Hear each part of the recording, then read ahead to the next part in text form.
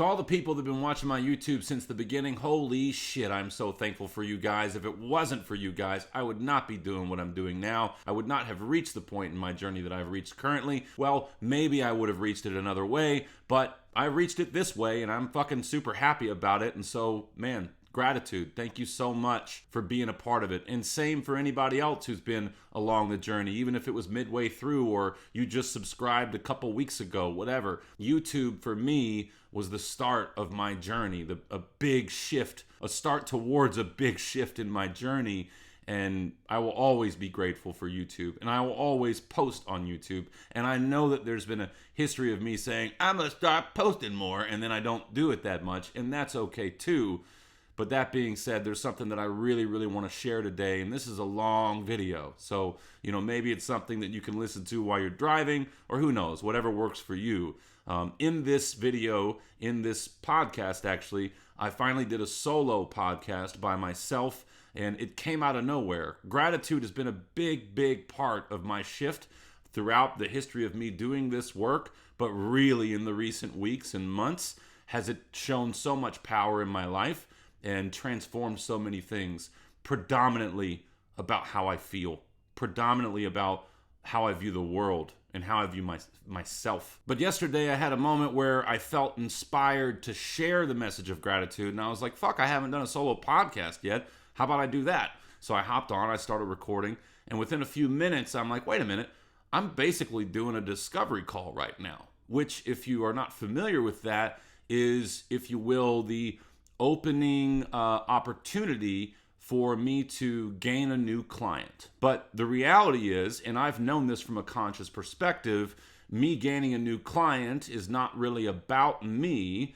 It helps the client, which by the way helps me. As Zig Ziglar says, if you help enough people get what they want, you inevitably get what you want. But it's not about what you want.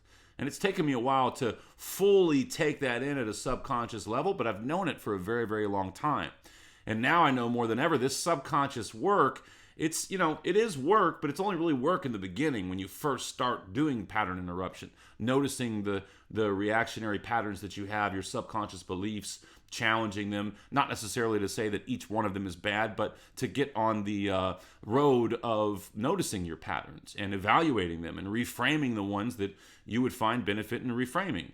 It is a process. It is a journey, but it's not one of those things that you have to wait until, a year or 2 years down the road to feel the benefits of it. You feel the benefits along the way. There's fruit along the path. I could go on and on about this stuff, but it's probably better just to let you watch the podcast. If you have any resistance to any of it, do know that it does come from your subconscious. That fact does not inherently mean that it's a wrong opinion, but it is an opinion.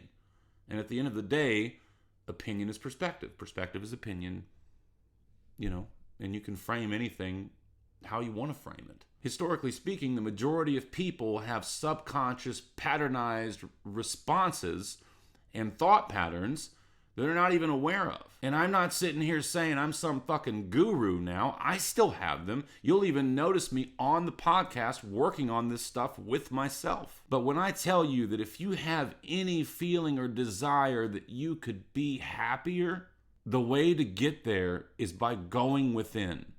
And by going within, I mean going to your subconscious. A quote you will hear me say from Carl Jung, until you make the unconscious conscious, it will direct your life, and you will call it fate. All right, am I doing it? Am I on the internet? How does this work? Can you see me? I guess one thing about me is my head's not going to fit in the shot. And now for something completely different.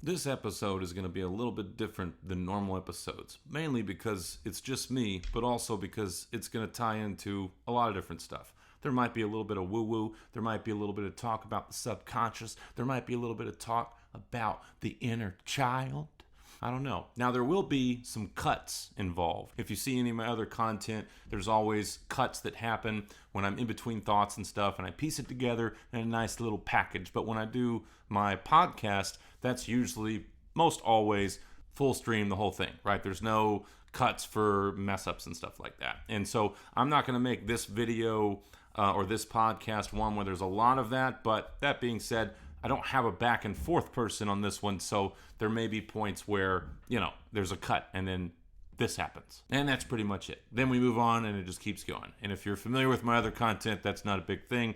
And if you're listening to this, then you're like, what the fuck's happening right now? And that's cool too. So I felt compelled today, and something, if you know me, I talk about a lot, is pattern interruption.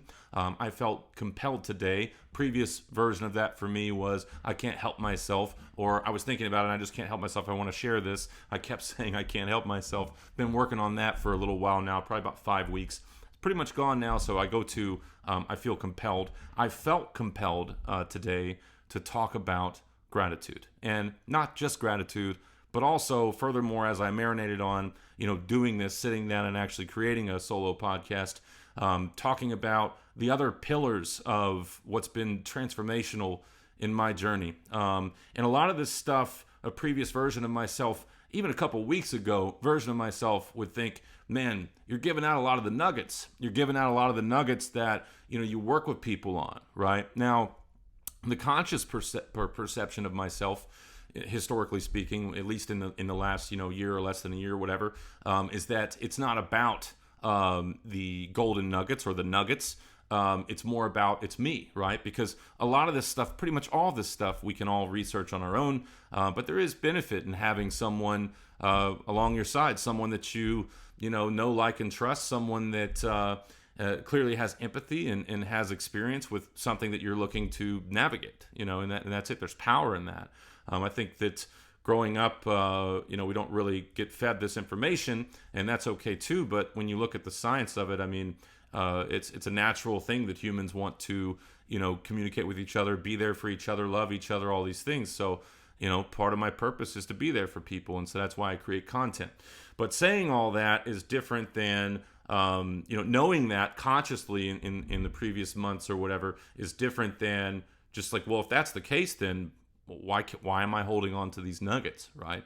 And if you've listened to more of my stuff, we talk about energy a lot, and so that has lack energy associated with it, right? Why am I clinging on to these nuggets? And I've let a few of them out. It's almost like it's been a slow release of them in content. A lot of my content obviously is geared towards reaching people that are unhappy with where they are with cannabis, and then we dive deeper into what's really behind that.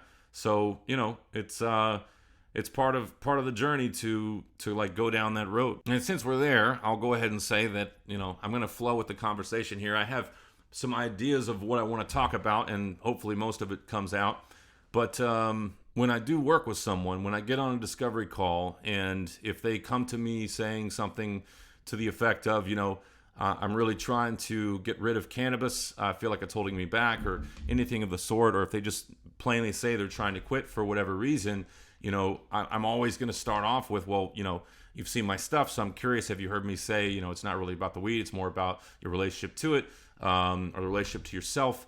And, most of the time they say yes, and so, okay, cool. So, talking to me, that's going to be what we are going to focus on, because in my experience and the research I've done, it seems pretty clear that when we make a forceful shift in something that we're trying to change, but we don't do the groundwork for it, it can be fleeting and not last, and then you end up back in another cycle, or you replace one vice with another. So, by the end of a discovery call, it's pretty clear that, working with me is focusing on what's actually behind that, which involves, healing from the buried emotions and rewiring the subconscious thought. So or subconscious patternized thoughts, right? And subconscious mind, the unconscious mind. So the original thought for this podcast was because of how powerful gratitude's been for me in my journey, specifically in the recent days and weeks. I just felt compelled to share it. There's also a book that I'll reference at one point, most likely, that's been powerful too. But in going down that road, I'm like, all right, well, if I'm going to share something like this that's so powerful, why am I holding on to the nuggets?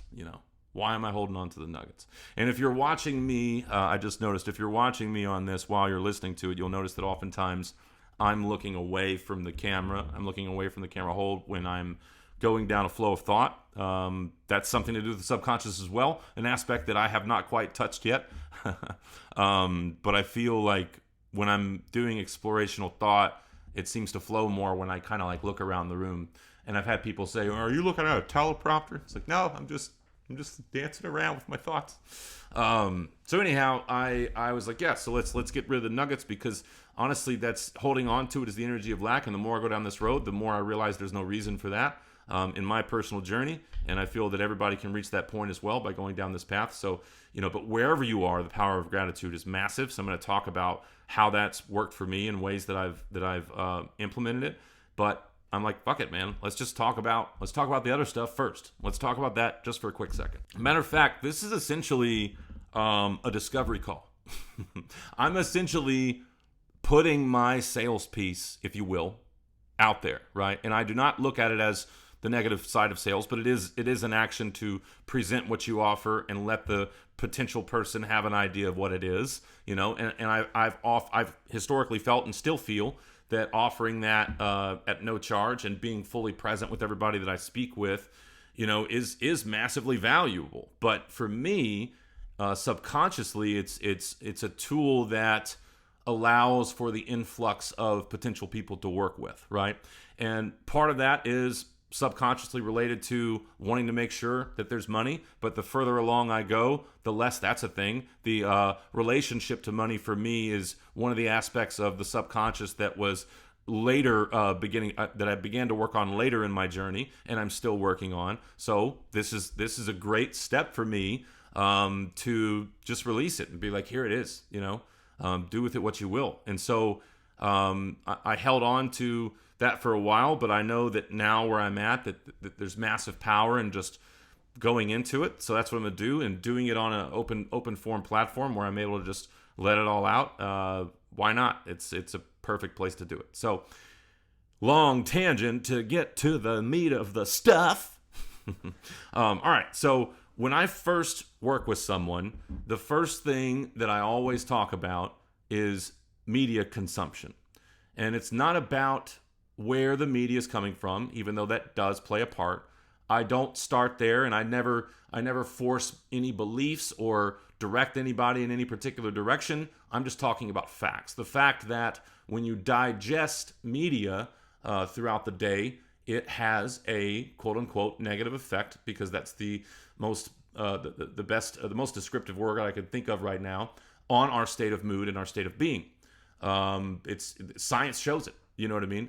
And so the first thing I'll talk about is, I'll get a feel for where they're at. When you get up in the morning, what's the first thing you do? And some people I'm happy to find, they say, hey man, I get up, I go for a walk. I'm like, dude, that's fucking great. You got a big head start on a lot of people, but it's very often that people wake up and within moments they're going to their phone. Now, it's also scientifically shown and proven that when we wake up in the morning, it's the theta brainwave that we are transitioning out of, and when we go to sleep, transitioning into. And there's different literature out there that talks about all the different ones, but seems to be a pretty common framing that it or word. The one that is typically placed there is theta, right? And so in that brainwave, our subconscious mind is more receptive to new ideas, thoughts, and information. So when you, I just thought about what I'm doing right now in the past version of myself. Like, hey man, you sure? It's like, no, it's cool, man. This is right. This is good stuff. So so I'll tell people like, hey man, if we never speak again, and you just take your first hour and your last hour of your day, and you don't look at any media boxes, and in that time period, practice thinking about things that bring you joy. Practice thinking about things that make you smile, and things that you're grateful for. And we're going to tap into gratitude. If you have resistance to gratitude, man, I got some good stuff for you. It's really been helpful for me in my journey, because in the beginning I was very resistant to gratitude. We'll talk more about that.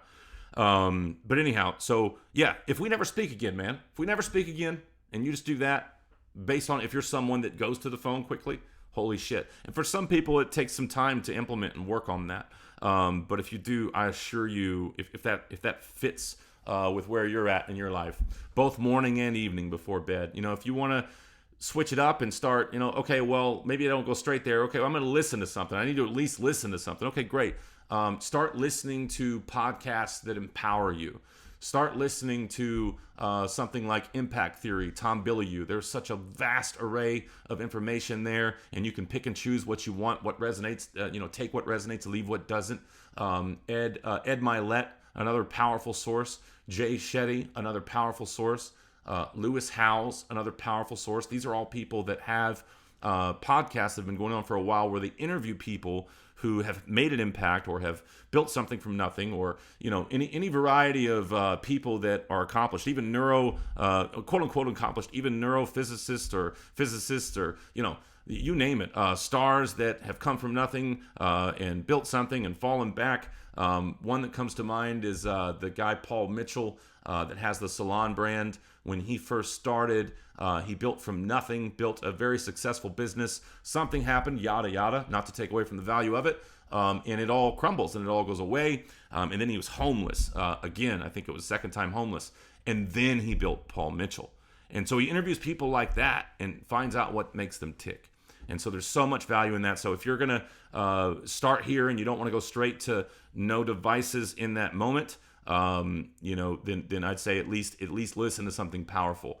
And the next step of this, first and foremost, I'm super thankful and grateful that you're here listening to me, and I'm super thankful and grateful that I'm in the position that I'm in, and I've reached the level with my mind that I'm able to do this and share this information, because it is fucking transformative if you implement it, and anybody can implement it regardless of where you come from, regardless of what your belief structure is, period. The only caveat or exception to that is if you are a full-blown atheist. And if you are a full-blown atheist, then we can have another conversation. I am open to it completely, but we'd have to start there first. Having some kind of a core foundational belief in something divine, I think, is a pillar of this growth. Otherwise, you think about yourself as a child. Most children are going around asking why. But what often happens is you get the that's because that's how it works. A parent gets frustrated and things of that nature. So all we really want to know is why, right? So if you think about it from that perspective, you're running around this, this existence here without really having a firm belief in something, and you were always told not to ask why.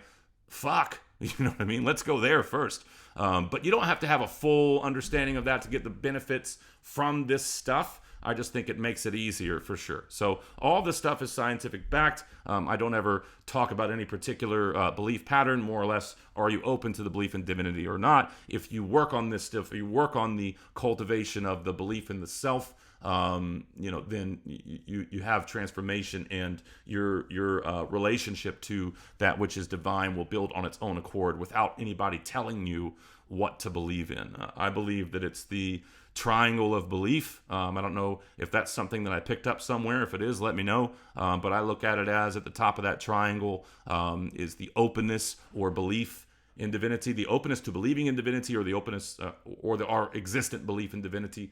And then down at the other side, you have or one of the sides, you have purpose, belief in your purpose. What am I doing here? Why am I here? Do I know what that is? Do I think I know what that is? And then down at the other corner is belief in the self. And what I always tell people is, if you work on these tools and you work on cultivating the relationship with the self, the other two will grow and blossom in a way that you cannot possibly fathom at this moment. And let me tell you something furthermore, for anybody who might be not compelled to listen. I am a person who historically in the past was told what to do. I had a narcissistic father. I had a narcissistic sociopathic father, a monster by definition in the 3D world, if you will, man, in the Matrix. But yeah, that's what it was. And there was a time when I would say, I'd piss on his grave if I could find it. And that was when he was alive. He's no longer around, and that's fine. Not saying that for condolences, even though if you feel them, I appreciate them. But my relationship with my father is in a completely different space than it was back then. But here I am talking about my past, it's worth noting because it is something I talk about with people I work with as well. So for me growing up, having a doctor as a father, a narcissistic doctor, there's still stories from his past that as a family we're like, what happened? Does anybody know? No? Okay. And there was a time when I was like really not driven mad, but what does it mean? So anyhow, this is really good and freeing, and I'm so glad that I'm doing this. And again, very thankful.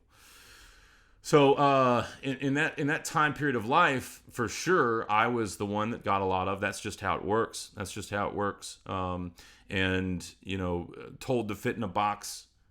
Told how much to study, and there were strict rules. Things of that nature. A lot of people have that discipline, things of that nature. But the idea of discipline, it went away. All right, we're gonna use All right, so the rest of it's gonna be like this. Apparently, the camera that I have only goes so far. And that was a full battery too, but I think it's intended to be more of a snapshot photo camera thing. So anyhow, let's go ahead and keep going down that road. With me growing up where I grew up, with my father, it was a very strict existence, and there was no religion pushed on me by any means. In fact, the thought of religion was, kind of like, yeah, God, we don't know, maybe God exists, and that was it. And for the majority of my life, we're going to save time. I can go deeper into the other stuff, but and maybe I will at another point. But going forward in life, I grew up in the Bible Belt. It was definitely commonly pushed on me the belief in the Bible and Jesus, Christianity, all those things. And I was resistant to it. And I now know I was resistant to it because I had built a subconscious wall where I was trying to maintain safety and maintain value, and not let my wall down to where I would be vulnerable. I know that now that was a wall that I built, and it served a purpose to a point, but it's now I've gotten rid of it. Not gotten rid of it. I've worked through it and reached the point where it's no longer a thing anymore. So that's a long-winded tangent, and I think that's just how I am. And I noticed a little bit coming up of judgments. Like, no, brother, it's all good, man. It's all good. It's all good. We're in the flow. This is a judgment-free zone, everybody. Judgment-free. And if you're one of the people that wants to judge, I tell you what, if you want to do it, hey, that's fine. That's fine. And I got love for you. I got a lot of love for you. Okay? I do. I know it sounds weird, but it's real. It's so real. And if you're still with me, thank you so much.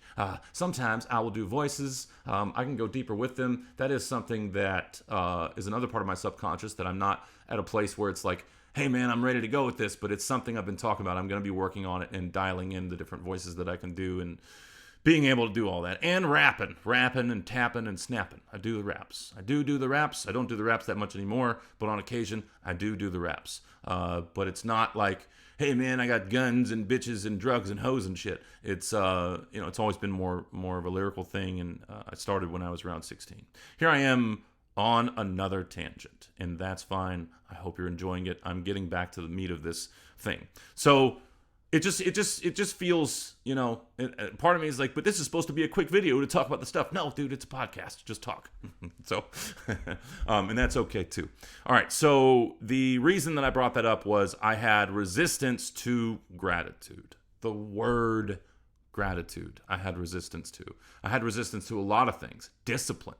Resistance to the word discipline. For me growing up, that was like not a fun word. But now I realize that discipline is one of the most important things that you can use, and it's a fucking tool for happiness. But it's not the kind of discipline where you make sure you get up and make your bed and run a lap around the corner and make sure you watch your calories and do this and read and journal and stuff. Are those things valuable? Yes, they're valuable. But man, if you force yourself to do that stuff, it doesn't really stick, Go within, go into the subconscious, the unconscious mind, figure out what that's about. If nothing else, Google how much of my life does my subconscious control or dictate. It's something like 60 to 70,000 thoughts a day is what the most people think, the average amount of thoughts. And it's like 90 to 95% of them are from the unconscious mind. So beginning to go down this road, beginning to work to reframe your subconscious thoughts, your patterns and stuff like that, is slowly pushing the needle back. But if you think about it, wherever you are in your life, whether you're 18, 20, 25, 30, 40, 50, doesn't matter, 60, wherever you're at, it's all of your life that these patterns have been solidified, right? And I think I already said recently, I think some of them come and go. Maybe they're there for a little while, then they go back in the subconscious, but they come out. And I think for me, one of those was the "I can't help myself" phrase that I was saying unconsciously as a way to segue into my thoughts. But I began pattern interrupting that and saying, oh, hold on, okay, here's the pattern. All right, so, and that's okay. You've served me to this point, but now I'm going to frame it this way. Now I'm going to say, I feel compelled to share my viewpoint. Bear with me. And so now going forward, it's been something very, very common. I actually was talking to a very good friend earlier today, and I did the same thing. And I went down this tangent or whatever. And then after the tangent, the previous version of myself would have been like, I'm sorry, I couldn't help myself. I had to, say that. But all that stuff is feeding us. All that stuff is feeding your subconscious mind. All of the patterns that we have, they keep these patterns reinforced by way of, I don't know, whatever it is, but they're just there. And unless we begin to move them, they're going to stay there. And it's kind of like working out in the gym. I have a trainer that I work with, really, really good dude, and he's like a brother to me now. But we were talking about that perspective, and I think he's the one that actually brought it up. He was like, hey, man, it's kind of like this. And I'm like, fuck yeah, it is kind of like that. It's just the same thing, when you start working out a group of muscles, you don't just go do a rep every now and then. You have a system for it. And I'm not saying that from the vantage point of an experienced weightlifter, anything of the sort. I don't claim to be that. But it's the same principle, right? But it's with your mind. Now, with that, all the different offshoots of your patterns and all the different things you're doing in your day-to-day life, if you do this work, it brings more and more freedom. It brings more and more joy. You can look at it as decluttering all of the clutter that's just been there laying dormant. And the ego or the subconscious or the inner child, or however you want to frame it, likes to stay comfortable, likes to stay where it is because it knows it's comfortable there. And so the idea of change, there's always going to be resistance. But with pattern interruption, which you can use through so many fucking things in your life, you can shift those moments. And here's the trick.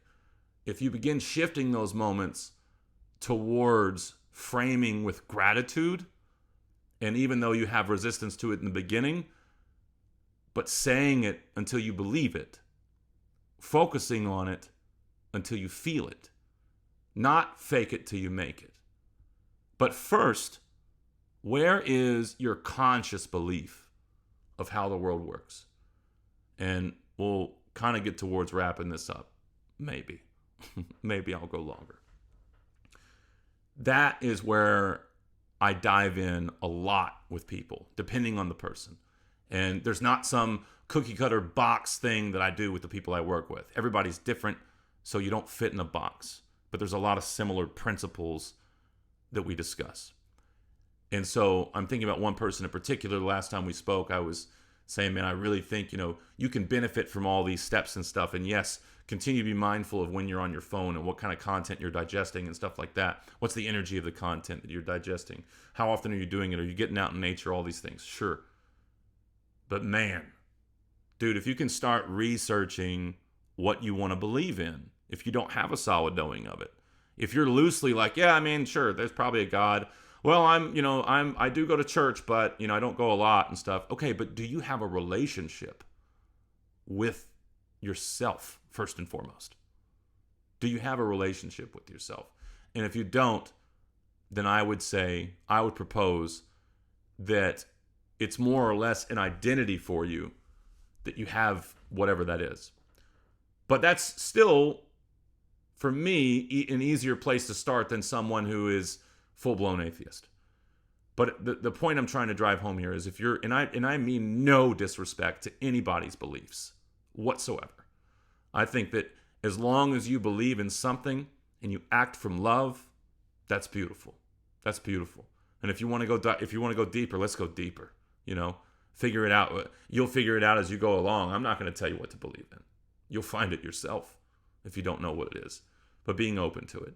So coming back to researching that, looking up things that have happened in the universe that are unexplained by science, researching the power of meditation, researching the placebo effect, the power of belief, looking into quantum physics, the quantum field, the connection between all of it, looking up some of the famous quotes from people like, Einstein or Winston Churchill or Carl Jung, and taking away your resistance to the quote, diving deeper into it and figuring out what the fuck were they talking about. I think it was Henry Ford who said, whether you think you can or think you can't, you're right. And when I first saw that, my resistance was, get the fuck out of here. Some dude got rich making Ford, and he's got some shit to say. Whatever. Moving on. But the more I decluttered my subconscious and reframed a bunch of my beliefs, so many, and freed myself and started actually living, I was able to listen and be more present with words and find the meaning in them. And so he's right. But it's not just a conscious thought. It's not walking outside and just having a moment and going, I think I'm successful, and then just going back to your life. No. It's, what do you subconsciously believe? What does your subconscious think? And there's so many aspects to it, right? So you might be someone who has a pretty solid subconscious relationship to money. You've always been able to manage money all right. There's no shortage of money, etc. But maybe in the field of relationships, your subconscious relationship in yourself, with yourself, about relations, maybe could use some looking into, maybe. I don't know. That's for you to tell. I always say, if you're happy, that's a win, If you're not happy and you resonate with my message, well, now try to work through these things here. Or if you're someone who sees the potential power and benefit in working with someone like myself one-on-one, then, dude, let's get on a call and talk deeper about this stuff, or do that. And I hope you can see, not that it matters to me, but there's no sense of urgency in that. There's no sense of, man, I got to sell you something, because I'm not going to sell you shit. If we get on a call and it seems like a powerful connection, and at the end of the call, you're like, fuck, I could use some more of that, then cool. But if not, cool. You know what I mean? And hell, there's going to be people out there that maybe they just listen to this a few times, Fantastic. Maybe shoot me a message. Maybe leave a comment and say, thanks, Phil, which plenty of people do, and I'm so thankful for that. But you don't even got to do that, whatever works for you. Coming back to the main principle, are you happy?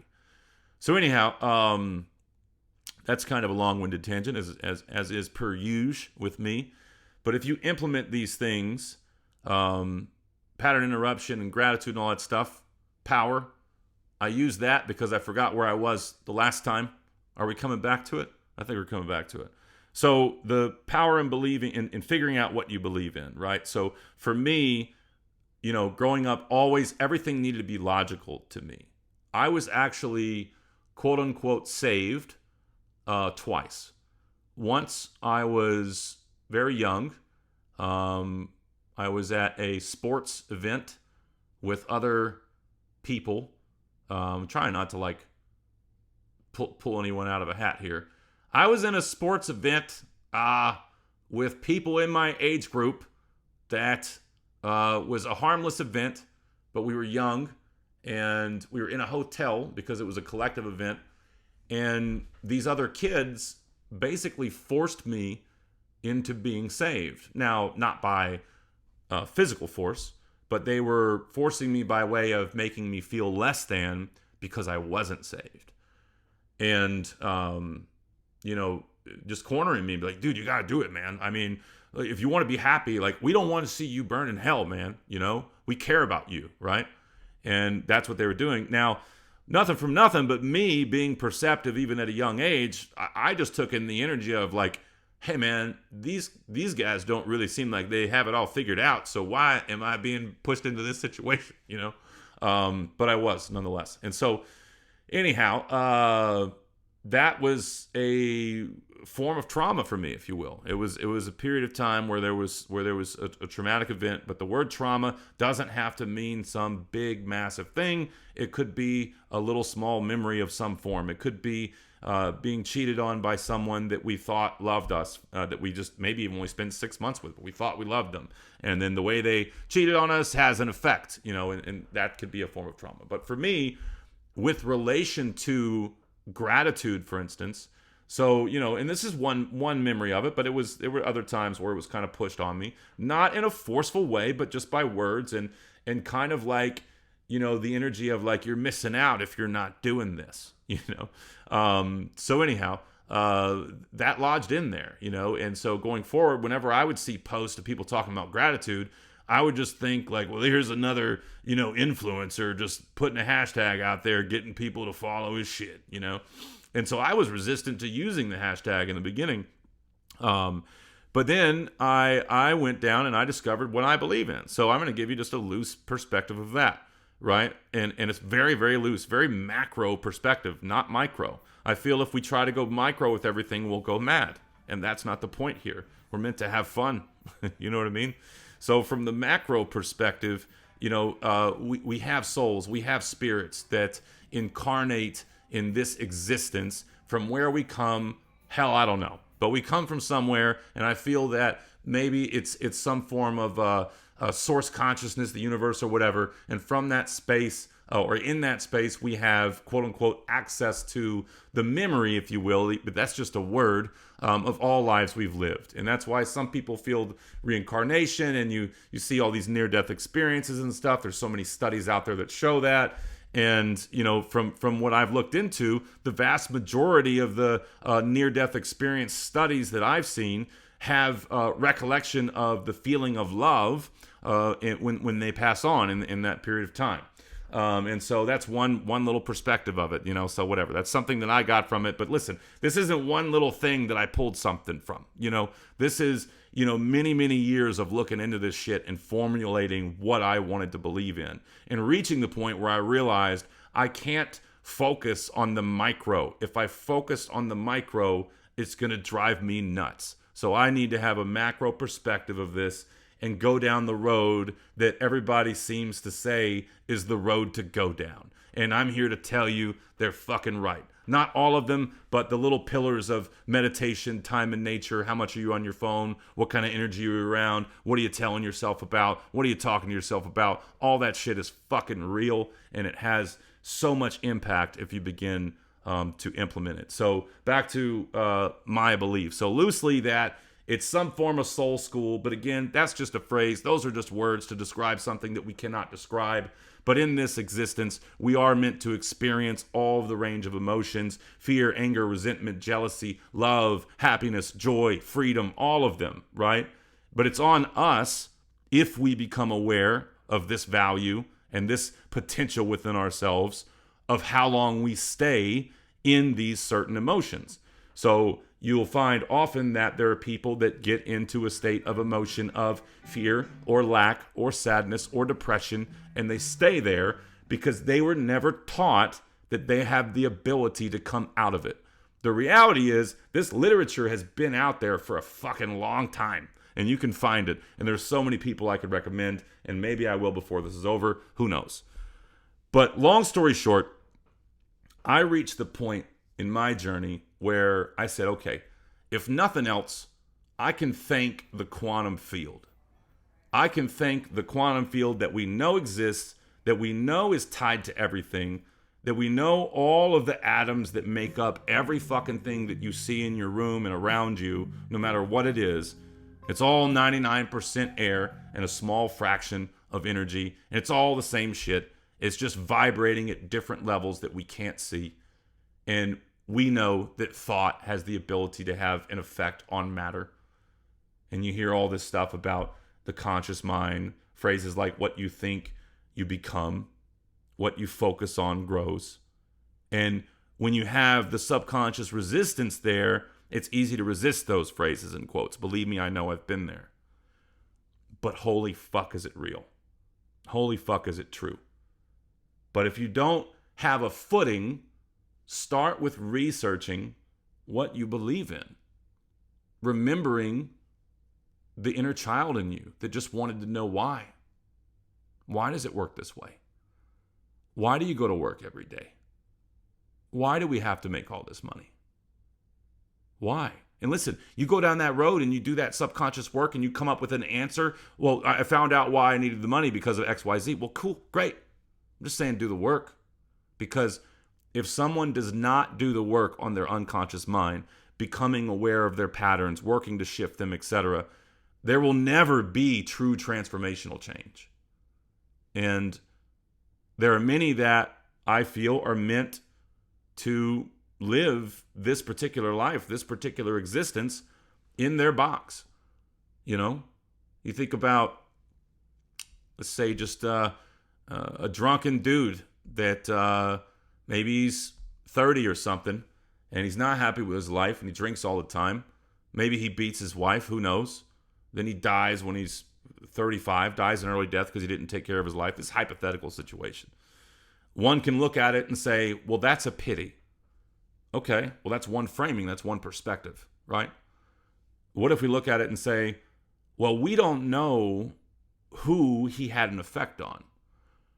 There may have been one person that he had an effect on. He may have been out somewhere and yelling at a clerk or something, and there was one bystander, and who knows the age. Maybe the bystander was 16, 17, or 18 at a pivotal point in his life, and he saw this man, and because of the way the man acted, this hypothetical person in this hypothetical situation said to himself, I will never be like that. I will never be like that. I'm going to figure out why that dude's like that, and I'm going to make sure I'm not like that. And then that guy goes down a road within, figures out to heal from his buried emotions, because even at that age there are some, reframing the subconscious belief patterns, etc., freeing himself. And then this man, regardless of whether he's aware of it or not, more than likely he is, begins to have a positive effect on all those that come in contact with him. Even if he just works at the Publix or the Kroger or the Winn-Dixie or whatever grocery store is around you. And it just runs the register. But how many people can he share that light with and have an effect on? And understanding that if you have any resistance to this idea, it is from your subconscious. Hands down. As Carl Jung says, until we make the unconscious conscious, it will direct, or rather, until you make the unconscious conscious, it will direct your life and you will call it fate. Now, that is a very macro quote, but holy shit, is it real. So, man, I don't know if I got everything done that I wanted to say on this podcast, but let me wrap it up by reading just a little bit from this book. I don't know if I'm supposed to say the book. Probably say the book, right?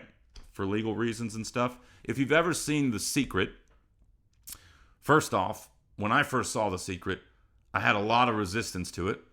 There's definitely a good message in there, and I knew it watching it. But there were a few of the stories that they had on there where it just seemed so far-fetched and almost maybe a little bit cheesy, or at least that's the way I felt from it.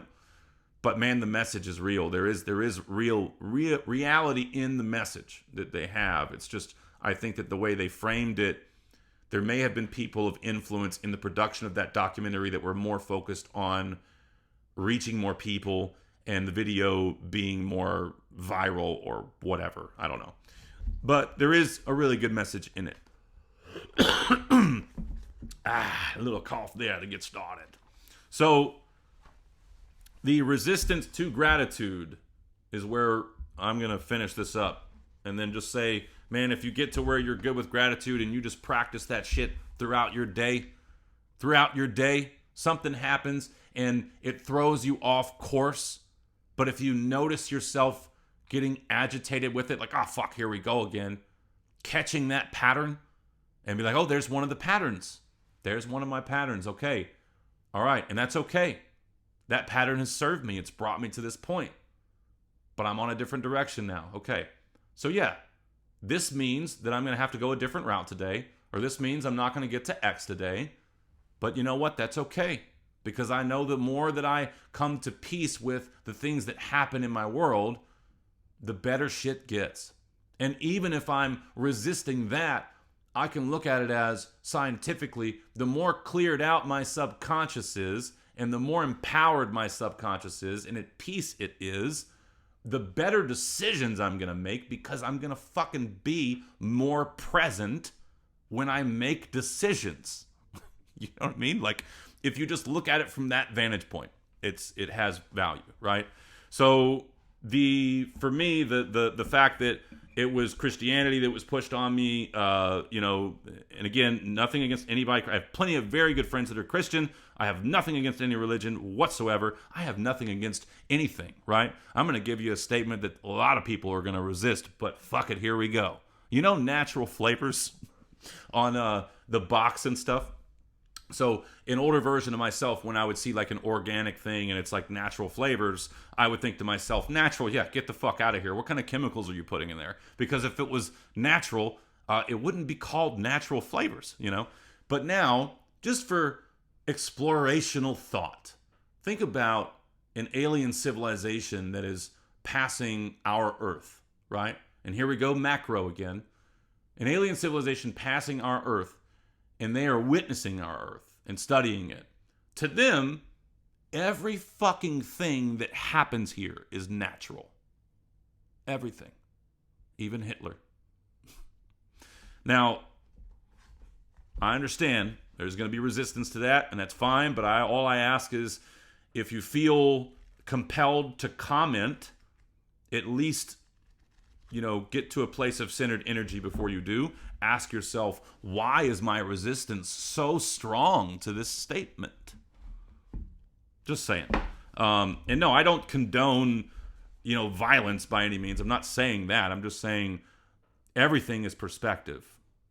Fucking everything. So, golden thread of gratitude is the line that I'm going to read from this book, which is by one of the people that was featured in The Secret. It's called The Magic. Rhonda Byrne, Byrne. And yeah, it's good stuff. So because I had resistance to Christianity growing up, so I had it in the past, but I don't anymore. If you don't understand, we can have a conversation about it. In fact, we can have a whole discovery call about it if you want. I'm open to it. So the line here really helped the framing for me, and I just feel like it's worth noting. And there's a couple little quick things. Dating back thousands and thousands of years to the earliest recordings of humankind, the power of gratitude was preached and practiced, and from there was passed on through the centuries, sweeping across the continents, permeating one civilization and culture to the next.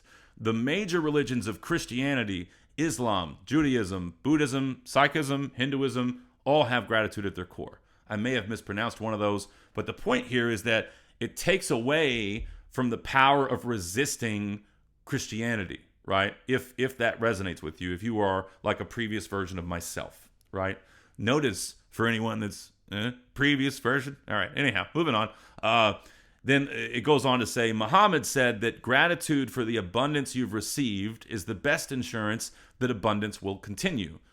This, I would like to say, is another aspect of subconscious, right? So, for instance, if you're in a place where you don't have a lot of money currently, quote unquote, you don't have a lot of money currently, but you start looking at things that you do have in abundance. For instance, air, right? I mean, you've lived this far because of the air you have, right? So beginning to focus on the gratitude for the air you have, the food, all the food you've eaten in your life until this point. Holy shit. Anyhow, if you want to dive deeper, get this book. It's fantastic. And she does a really, really good job putting together a 28-day plan to implement more gratitude. If you have resistance, maybe start with the other stuff I talked about, blah, blah, blah words. So the last thing that I want to read from this is, history is laden with famous figures who practice gratitude and whose achievements put them amongst the greatest human beings who have ever lived. Gandhi, Mother Teresa, Martin Luther King Jr., the Dalai Lama, Leonardo da Vinci, Plato, Shakespeare, Aesop, Blake, Emerson, Dickens, Proust, Descartes, Lincoln, Jung, Newton, Einstein, and many, many more, right? The one thing that I will finish with here is the little part about Albert Einstein. Albert Einstein's scientific discoveries changed the way we see the universe. And when asked about his monumental achievements, he spoke only of giving thanks to others. One of the most brilliant minds of all time thanked other people over 100 times a day for the work they had done. Not the work he did, the work they did. Right? That's fucking nuts, right? And we just went through the list there. So understand, coming from a person who used to have massive resistance to the gratitude, the idea of gratitude. Thank who? Thank who for fucking what? You know, like that was me, the previous version of myself. And I've come a long way, and I'm super thankful to have done that. But if you resonate with what the previous version of myself and how I would respond, dude, doing this stuff, doing the work, researching what you fucking believe in, and if nothing else, thank the quantum field for gravity. Shit. If it wasn't for the gravity, you sure as shit wouldn't be sitting where you are. You'd be in space somewhere, dissolved into nothingness, which maybe that would be a fun ride. I don't know.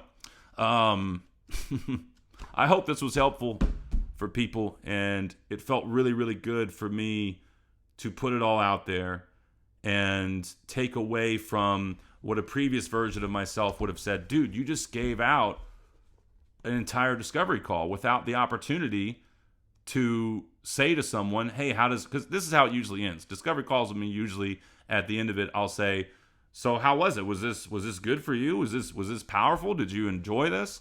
You know, and more often than not, I get the response of, yeah, dude, holy shit, you know, and not to toot my own horn, but to say, oh, no, wait a minute, pattern interruption, to toot my own horn. Yeah, usually it's that, and they'll say, you know, something to the effect of, what is it like working with you? How do I work with you, etc. And I'll notice that there's subconscious resistance to the money aspect oftentimes. And so one thing that a previous version of myself would say, well, that's a sales tactic. Yeah, and it's like, okay, fair enough. But as Zig Ziglar says, if you help just enough other people get what they want, you will inevitably get what you want. And understanding that it's really about giving and loving outside of yourself. I mean, also building yourself up, self-talk, all those things. But that's where it all is. So don't hold on to your nuggets, you know. Let the world have them. Understand the power in that.